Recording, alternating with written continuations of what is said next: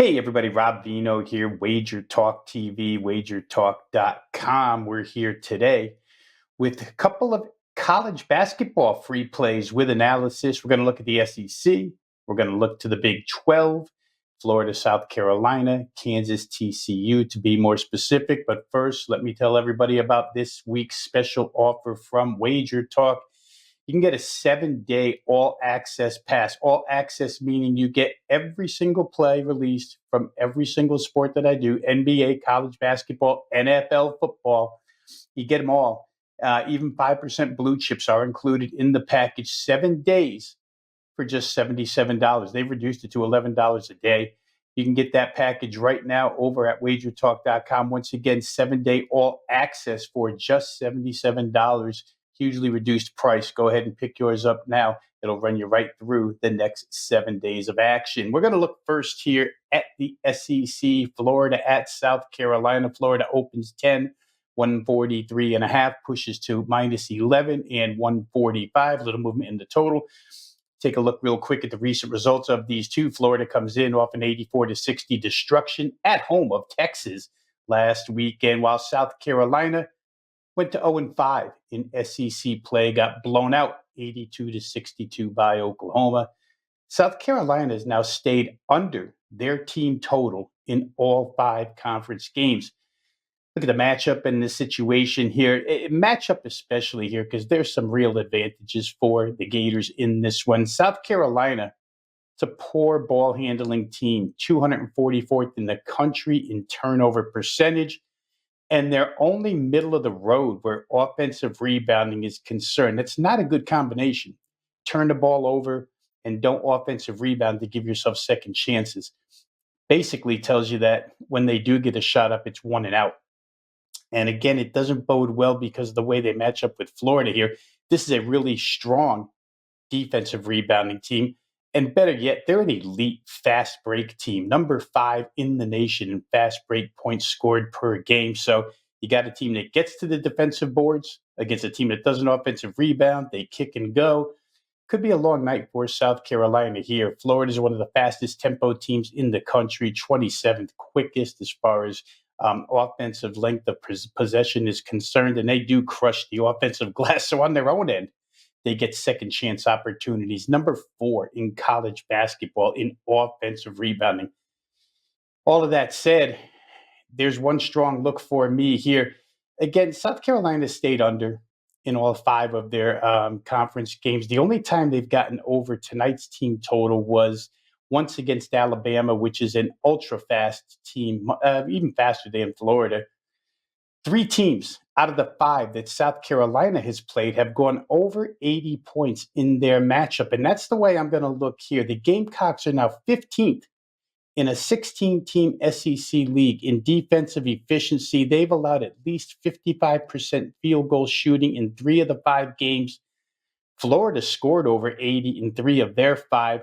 It's a team that doesn't have a huge look ahead. They've got Georgia at home on deck.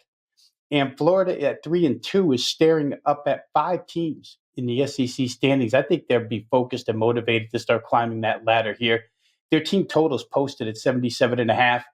Again, the numbers I relayed earlier, I think they all add up to Florida going over their team total of 77.5. Let's move over now to the Big 12, where tonight Kansas visits Fort Worth and the TCU Horned Frogs. Opening line here, Kansas minus 6.5 and 136. No movement in the side, slight movement in the total, down to 135. Again, let's go ahead and look at recent results for these 2 teams. Kansas will be on the road for the 3rd time in their last 4 games. They won at home this past Saturday, 84-74 over arch rival Kansas State, but they didn't cover the 14.5-point number, a little too large for the Jayhawks in that one. TCU, on the other hand, off of a huge road upset win over Baylor. They were plus 12.5 walking into Waco. They walked out with a 74-71 victory over Baylor. Current form, Kansas has been an absolute blue chip investment, so to speak, where totals are concerned. They are 15-2 in their 17 games to the under in full game totals this season. They had a 13 straight game under streak snapped on Saturday in that game against Kansas State, where the game ended up totaling 158. They're 5-0 under the total in true road games. And any game away from Lawrence, Kansas this year, KU is 6-1 to the under.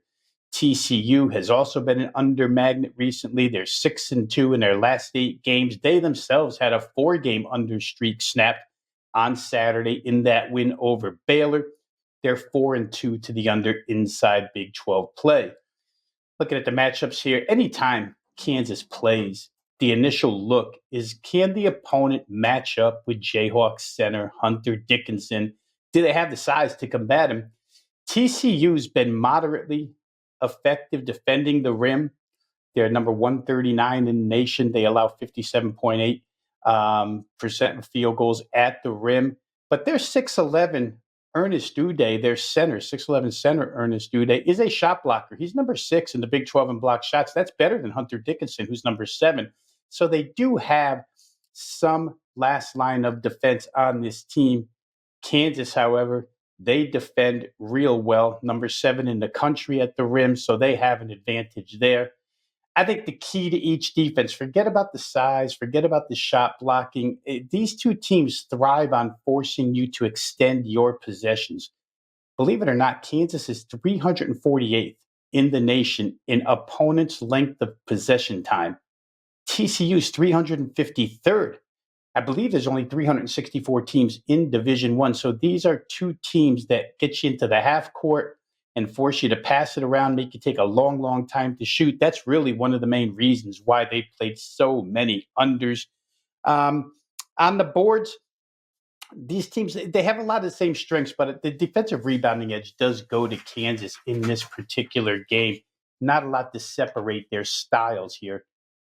The majority of the success, like I said, for these two teams comes from forcing teams to hold the ball long on their half-court possessions. Transition points become necessary in a game like this to lighten the burden on each offense. TCU does average just a shade over 13 points per game off the fast break. Kansas gets just a shade under 12. Each team on Saturday shot above their normal percentages. They haven't been great field goal shooting teams, so you expect that to come back to the norm a little bit, especially for TCU, which has an effective field goal percentage on the season below 50%. If KU takes away their second chances, TCU could have a real problem scoring in this game. Their home defense probably makes it a little bit difficult, but I'm not sure that defense alone is enough to stop Kansas in this game. So the free play here for today is going to be Kansas -6.5 over TCU. On the way out, I'd like to ask everybody to hit the like button if you like the commentary, the analysis, the selections provided here by WagerTalk handicappers each and every day. Hit the like button, click subscribe, join the 193,000 plus people who have already subscribed to WagerTalk TV.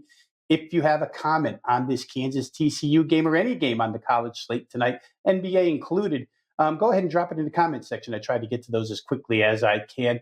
Once again, thanks for watching. This is Rob Veno saying good luck with all your plays. See you next time on WagerTalk TV.